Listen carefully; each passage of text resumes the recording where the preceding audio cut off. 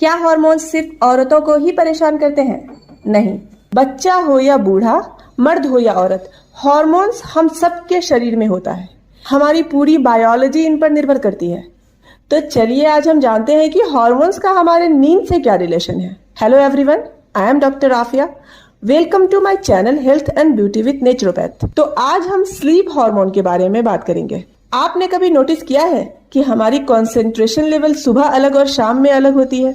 Office की या college की कोई रिपोर्ट्स बनानी हो या असाइनमेंट या फिर कुछ स्टडी करनी हो तो कभी तो हम घंटों बैठे रहते हैं पर कुछ समझ में नहीं आ रहा होता है कि क्या करें, और कभी मिनटों में बनके तैयार हो जाती है। इसकी वजह है हमारी बॉडी क्लॉक। क्यों कहते हैं कि सुबह उठकर योगा करो? क्यों कहा जाता है कि सुबह उठकर पढ़ाई करने से जल्दी याद होगा, अच्छे से याद रहेगा? क्योंकि सूरज उगने से लेकर सूरज ढलने तक हमारे शरीर में अलग अलग तरह के हार्मोन्स निकलते हैं। कोई तो हमें थका देता है, कोई हमें अलर्ट कर देता है। नेचर ने हमारे शरीर को कुछ इस तरह बनाया है कि कहीं ना कहीं हमारा बॉडी फंक्शन नेचर पे डिपेंड है। हमारा हेल्दी या फिर अनहेल्दी रहना हमारे नेचर को फॉलो करने पर ही डिपेंड करता है, जैसे हमारा सोना व जगना, हमारा खाना पीना वगैरह। सूरज जब ढलता है तो लाल और नारंगी रंग का प्रकाश हमारी आंखों में मौजूद रेटिना को एक्टिवेट कर देता है। इससे मेलाटोनिन नामक हार्मोन की मात्रा बढ़ने लगती है। मेलाटोनिन ही वो हार्मोन है जो हमारे अंदर नींद लाने का काम करती है। दरअसल ये हार्मोन हमें थकाने का काम करती है। जैसे जैसे वक्त बीतता जाता है मेलाटोनिन का इम्पैक्ट भी हमारे शरीर पे बढ़ता जाता है, जिसकी वजह से हम कोई भी काम ठीक से नहीं कर पाते। हमारी आंखें बंद होने लगती है, शरीर में हल्की सी कंपन उठने लगती है। यही वजह है कि हमारी प्रोडक्टिविटी सुबह में ज्यादा होती है एंड शाम में कम हो जाती है। क्या आपने यह सुना है, बहुत सारी डेवलप्ड कंट्रीज में वर्किंग आवर्स सुबह जल्दी स्टार्ट हो जाती है एंड शाम होने से पहले खत्म हो जाती है, क्योंकि शाम होते होते मेलाटोनिन की मात्रा बढ़ने लगती है जो कि हमारे कंसंट्रेशन लेवल को कम कर देती है एंड बॉडी थकना व कंपन करना शुरू कर देती है, जिससे दिमाग को यह संदेश जाता है कि अब सोने का वक्त आ चुका है। दिमाग में हाई फ्रीक्वेंसी वेव की जगह लो फ्रीक्वेंसी वेव्स ले लेती हैं। हम पूरी तरह रिलैक्स हो जाते हैं। नींद में पहुंचने के बाद हमारी ग्रोथ हार्मोन एक्टिवेट हो जाती है। हमारा शरीर एक तरह की वर्कशॉप में चला जाता है जहां उसकी मरम्मत का काम होता है। मांसपेशियां, त्वचा, बाल, चोटें, सब की मरम्मत होती है। तो क्या आपको समझ आया कि बच्चे हमसे ज्यादा क्यों सोते हैं? उनमें ग्रोथ हार्मोन हमसे ज्यादा सक्रिय होता है, क्योंकि बच्चों को छोटे से बड़ा जो होना होता है। जब बच्चा पैदा होता है तो दिन भर सोता रहता है। शुरू में 16 घंटे की नींद की जरूरत होती है।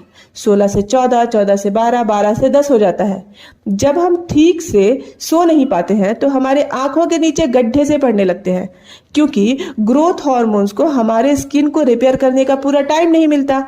इसी तरह जब हम पूरी नींद नहीं लेते हैं तो हमारे बाल झड़ने लगते हैं, हमें रिलैक्स फील नहीं होता।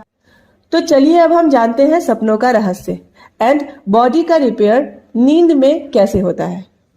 हमारा शरीर एक कंप्यूटर की तरह है एंड हमारा दिमाग इस शरीर का प्रोसेसर है।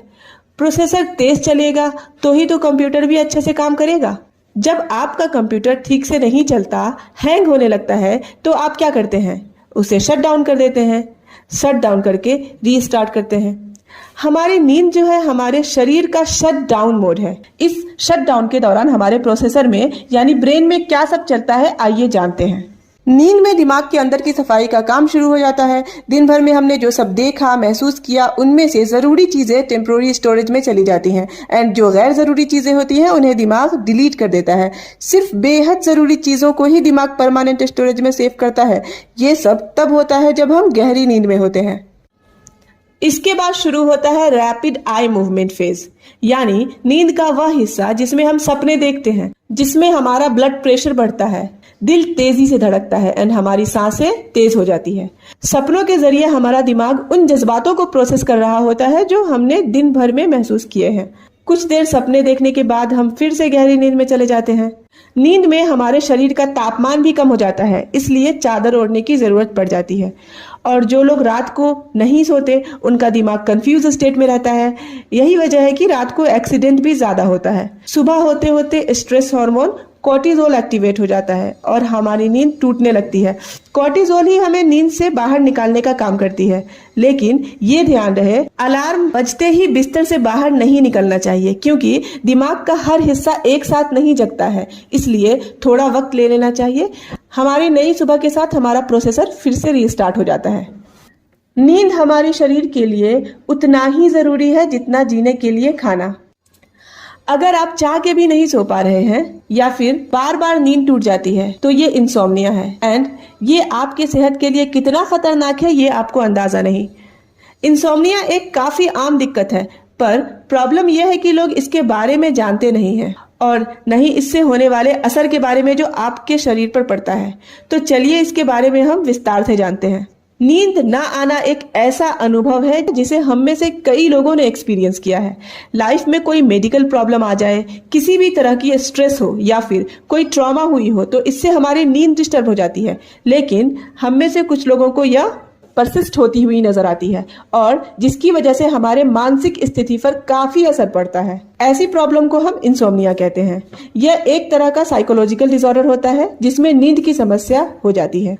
कुछ ऐसे कारण हैं जिस वजह से हम इंसोम्निया के रिस्क पे आ जाते हैं, जैसे कि हमारी लाइफस्टाइल, हमारी पर्सनालिटी, बेड पर लेटकर ज्यादा देर तक मोबाइल देखना, लेट नाइट टीवी देखना या फिर अपनी प्रॉब्लम लेकर बेड पर जाना। आप बेड पर लेटे हैं बट नींद नहीं आ रही, नींद आ गई है पर बार बार आंखें खुल रही हैं।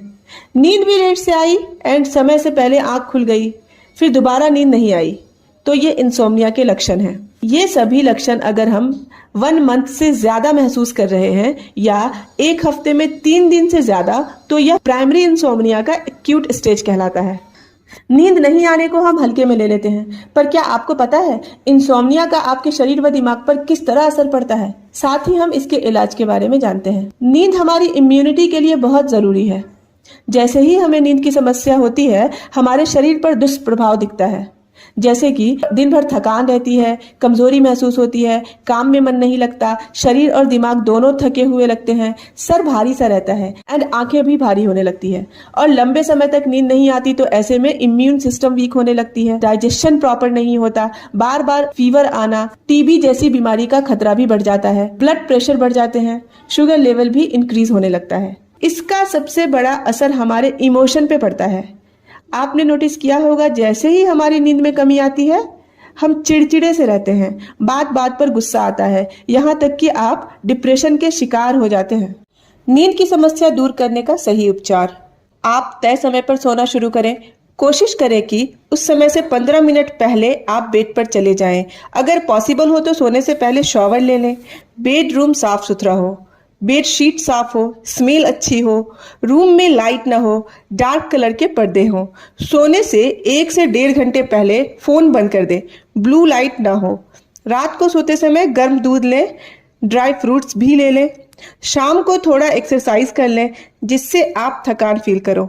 अगर आप बेड पे हैं और 15 मिनट तक बेड पे नींद नहीं आई तो बेड से उठ जाएं, उठकर थोड़ी देर कोई किताब पढ़ लें या फिर दूसरे रूम में चले जाएं और जब नींद आने लगे तो फिर अपने बेड पर आकर सो जाएं। मेरी बताई हुई चीजों को फॉलो करें, ये अवश्य नींद लाने में आपकी मदद करेगी। नींद लाने के लिए मेडिसिन का इस्तेमाल ना करें, ये आपकी आदत बन जाएगी। लेकिन ध्यान रहे, अगर इंसोम्निया, डिप्रेशन या फिर किसी और बीमारी के कारण है तो कुछ समय के लिए मेडिकेशन ले सकते हैं। इसके लिए डॉक्टर से मिलना बहुत जरूरी है।